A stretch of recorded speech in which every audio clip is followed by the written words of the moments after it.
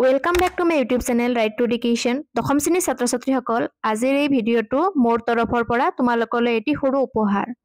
এই ভিডিঅ'টো তোমালোকৰ আগন্তুক মেট্ৰিক পৰীক্ষাত যিখিনি ব্যাকৰণ লাগিব অসমীয়াৰ গোটেইখিনি ইয়াৰ পৰাই কমন পাবা।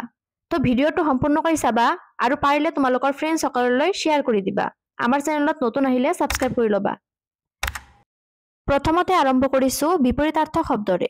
বিপৰীতাৰ্থ শব্দৰ ভিতৰত তোমালোকে চাবা হৰ্ষ, দুখ, স্থাৱৰ, অস্থাৱৰ, সম্পদ, বিপদ, আনন্দ, বিষাদ, গ্ৰহণ, বৰ্জন, আবিৰ্ভাৱ, তিৰোভাৱ, প্ৰশংসা, নিন্দা, জ্যেষ্ঠ, কনিষ্ঠ, পৰোক্ষ, প্ৰত্যক্ষ, গহীন, চঞ্চল, বিস্তৃত, সংক্ষিপ্ত, প্ৰাচ্য, প্ৰাচ্যাত্য।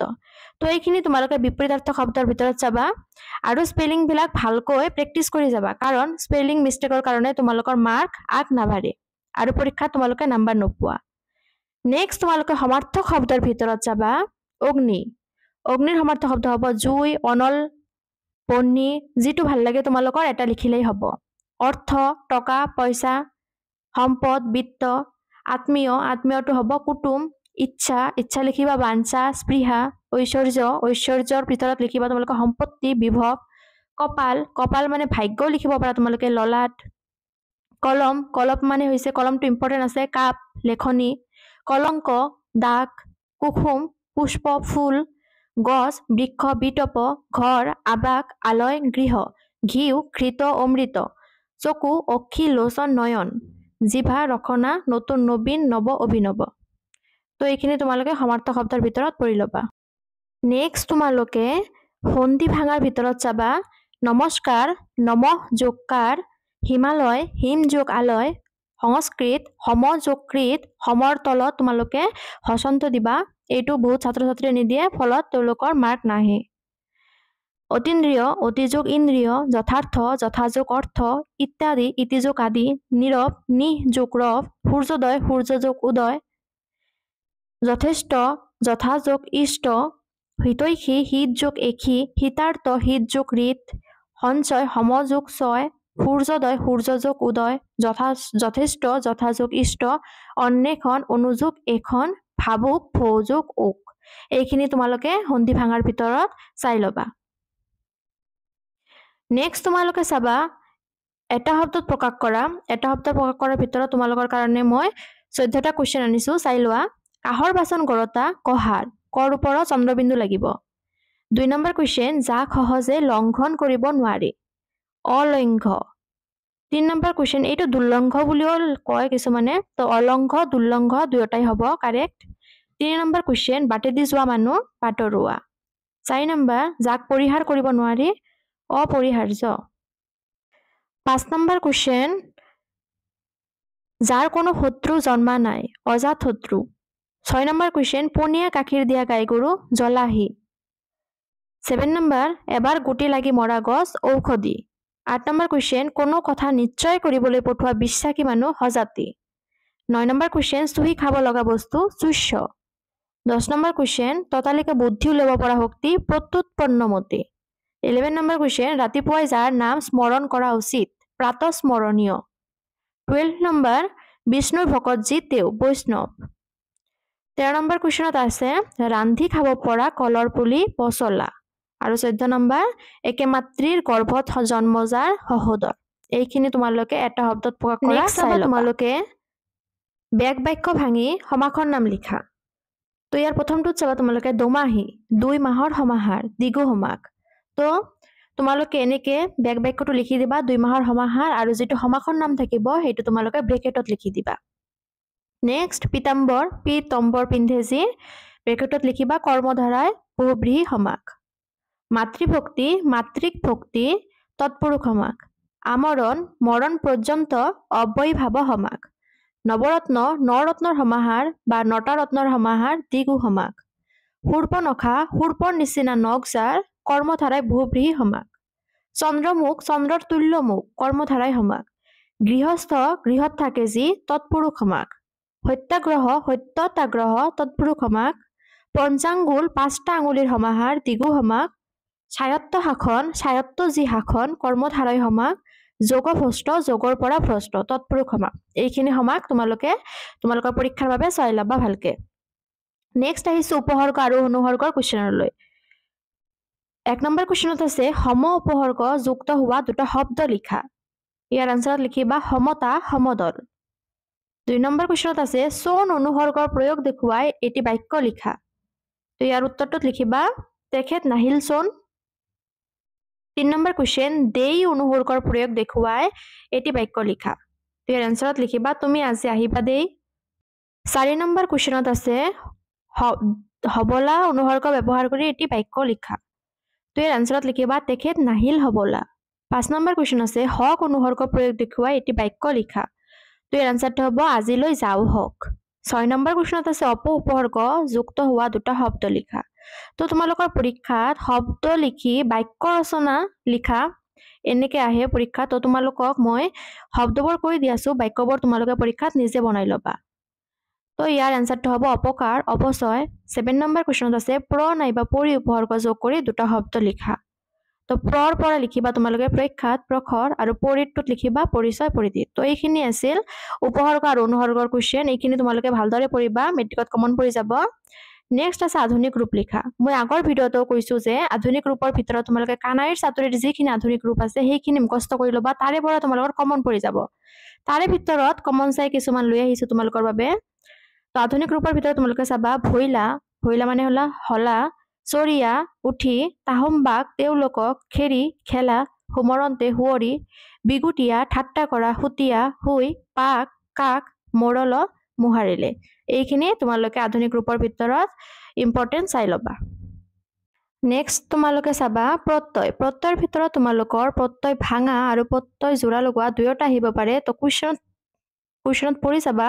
কোনটো আছে তো কুৱেশ্যনটো ভালদৰে পঢ়ি লৈ তাৰ পিছতে এনসাৰটো কৰিবা প্ৰত্যয়ৰ ভিতৰত তোমালোকৰ আছে বিদেশী বিদেশ যোগ দীৰ্ঘ ই খেতিয়ক খেতি যোগ অক বাটৰুৱা বাট যোগ অৰুৱা লিখাৰু লিখ যোগ আৰু গন্তব্য গম যুক্তব্য গায়ক গৈ যোগ অক জিৰণি জিৰা যোগ অনি নাচনি নাচ যোগ অনি মৰমীয়াল মৰম যোগ ইয়াল ৰান্ধনি ৰান্ধ যোগ অনি ভোগালী ভোগ যোগ আলি পলৰীয়া পল যোগ অৰিয়া সাহিত্যিক সাহিত্য যোগ ইক জিৰণীয়া জিৰা যোগ অনিয়া মগনিয়াৰ মাঘ যোগ অনিয়াৰ এইখিনি তোমালোকে প্ৰত্যয়ৰ পৰা চাই ল'বা আৰু তোমালোকে এটা কথা মনত ৰাখিবা তোমালোকৰ পৰীক্ষাত কিন্তু অসমীয়াৰ মেইনলি কেৱল এটাহে গ্ৰামাৰ লিখিব দিয়ে যেটো আহিব ধৰা সন্ধি আহিল তো সন্ধিৰ পৰা এটা লিখিব দিব প্ৰত্যয় ভাঙাৰ পৰা এটা বা দুটাহে লিখিব দিব তো তোমালোকে ব্ৰেকেটৰ কি কয় কি কৰিব দিছে সেইখিনি চাই লৈহে তাৰ পিছত এনসাৰ কৰিবা কিছুমান ষ্টুডেন্টে কুৱেশ্যন নপঢ়িয়ে এনসাৰ কৰিবলৈ ধৰে তো তোমালোকে তেনে ধৰণে নকৰিবা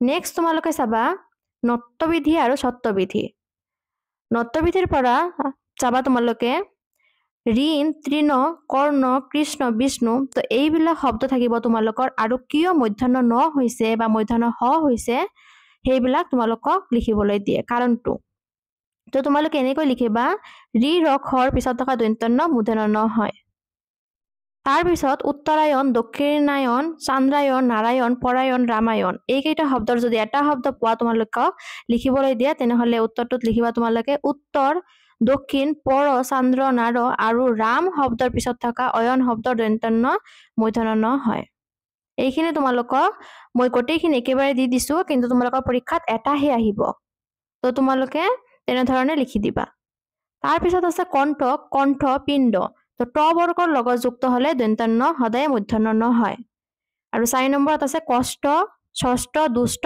উষ্ঠ তো ট আৰু ঠৰ ঠাইৰ সৈতে যুক্ত হলে দন্ত্য হ মূৰ্ধন্য হ হয় এইখিনি আছিল তোমালোকৰ নত্যবিধি আৰু সত্যবিধিৰ নিয়মসমূহৰ কুৱেশ্যন তো তোমালোকে এইখিনি ভালদৰে পঢ়ি ল'বা তাৰ পিছত তোমালোকৰ পৰীক্ষাত আহিব খণ্ডবাক্য বা জতুৱা ঠাঁচ তো খণ্ডবাক্য বা জতুৱা ঠাঁচৰ অৰ্থটো লিখি তোমালোকক বাক্য ৰচনা দিব তো মই তোমালোকক অৰ্থ আৰু বাক্য ৰচনা দুয়োটা দি দিম তোমালোকে চাই ল'বা বুকুৰ কুটুম তো ইয়াৰ অৰ্থটো এনেকে লিখিবা ব্ৰেকেটত অতি আপন আৰু বাক্য ৰচনাটো লিখিবা বুকুৰ কুটুমজনৰ প্ৰতি সদায় মৰমীয়াল হোৱা উচিত 2 নম্বৰ আছে হাত টান যেটো অৰ্থ হেতু ব্ৰেকেটত লিখিবা কৃপণ হাত টান মানুহৰ পৰা ধাৰৰ আশা নকৰাই শ্ৰেষ্ঠ 3 নম্বৰত আছে গাই বাইছা মানে হৈছে কৈ মেলি চোৱা বা কাকতি মিনতি কৰা যিকোনো এটা লিখিবা তোমালোকে যেটো ভাল লাগে তো ইয়াৰ বাক্য ৰচনাত লিখিবা প্ৰধানৰ ওচৰত গাই বাই চাইহে তাৰ সন্তানটিৰ নামভৰ্তি ঠিক হ'ল। 4 নম্বৰত আছে চকু চৰহা। ইয়াৰ অৰ্থটো লিখিবা আনৰ ভাল দেখিব নোৱাৰা আৰু বাক্য ৰচনা লিখিবা চকু চৰহা লোকে আনৰ ভাল হোৱা সহ্য কৰিব নোৱাৰে। 5 নম্বৰ আছে পেটে ভাতে খা, কোনো ৰকমে খাই লৈ চলি থকা। আজিকালি দুখীয়া লোকৰ পেটে ভাতে খাই চলাই টান হৈ পৰিছে। 6 নম্বৰত আছে ধোদৰ পচলা, বহুত ইম্পৰ্টেণ্ট এইটো। ধোদৰ পচলা মানে হৈছে এলেহুৱা বা অকামিলা, যিটো তোমালোকৰ ভাল লাগে সেইটো লিখিবা তোমালোকে পৰীক্ষাত। তো ইয়াৰ বাক্য ৰচনাটো হ'ব ধোদৰ পচলা হৈ ঘূৰি ফুৰিলে আজিৰ দিনত মুখ নভৰে বা পেট নভৰে। 7 নম্বৰত আছে উলহ মালহ, আনন্দ উৎসৱ হহ বা ডাইৰেক্ট আনন্দ উৎসৱ লিখিব পাৰা তোমালোকে। তো ইয়াৰ বাক্য ৰচনাত লিখিবা বহু দিনৰ মূৰত ল'ৰাজন ঘৰলৈ ঘূৰি অহাত ঘৰখন এক উলহ মালহ পৰিৱেশে বিৰাজ কৰিছে। 8 নম্বৰ আছে কাণে কাণ মাৰি।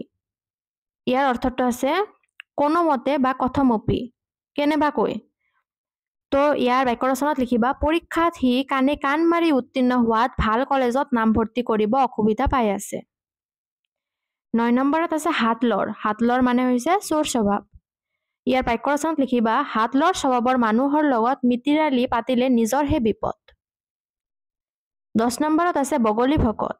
ইয়াৰ মিনিংটো হৈছে মিছলীয়া সাধু।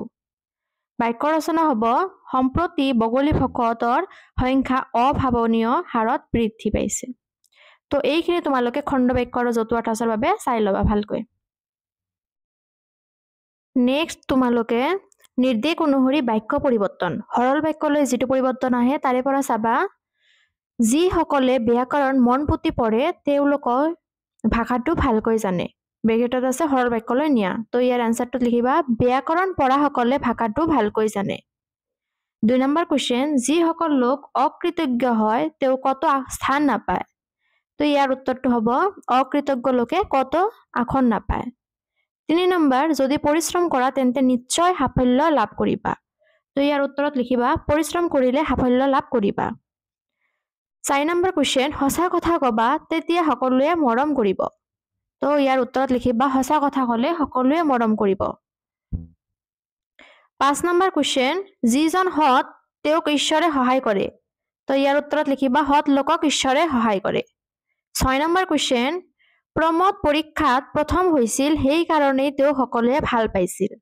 তো ইয়াৰ সৰল বাক্যটো হ'ব প্ৰমোদ পৰীক্ষাত প্ৰথম হৈছিল বাবে তেওঁ সকলোৱে ভাল পাইছিল।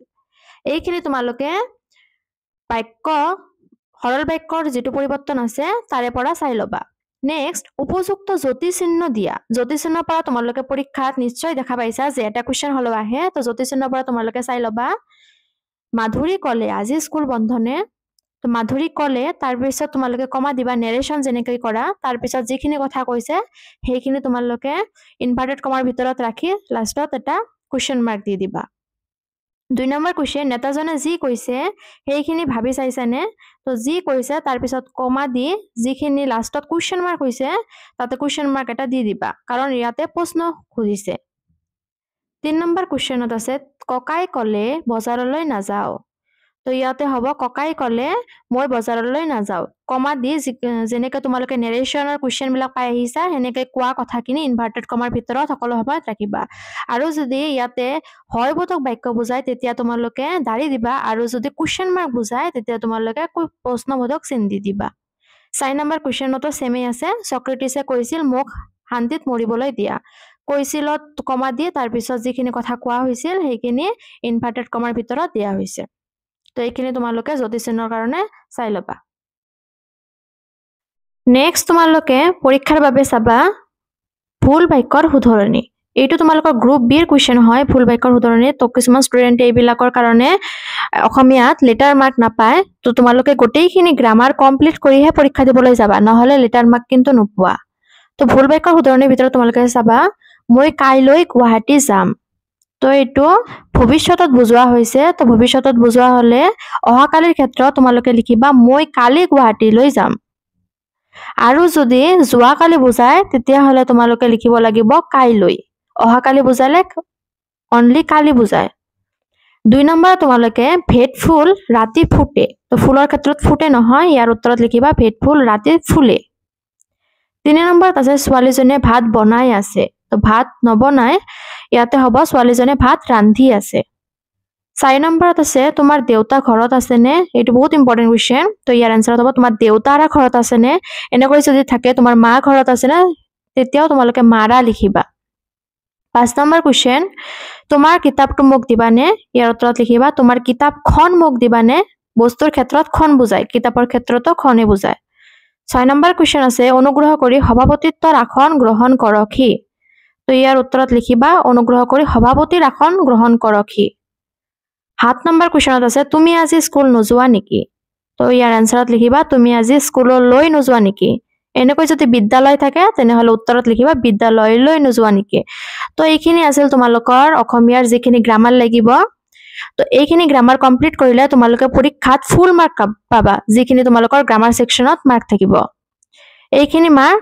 তোমালোকে ভালদৰে কেৰি কৰাৰ কাৰণে চেষ্টা কৰিবা যাতে স্পেলিং মিস্টেক নহয় ভিডিওটো ভাল লাগিলে তোমালোকে লাইক কমেন্ট আৰু শেয়াৰ কৰি দিবা তোমাৰ ফ্ৰেন্ডছ সকললৈ আৰু যদি আমাৰ চেনেলটো নতুন আহিছিলা তেন্তে সাবস্ক্ৰাইব কৰি ৰাখিবা ধন্যবাদ and subscribe.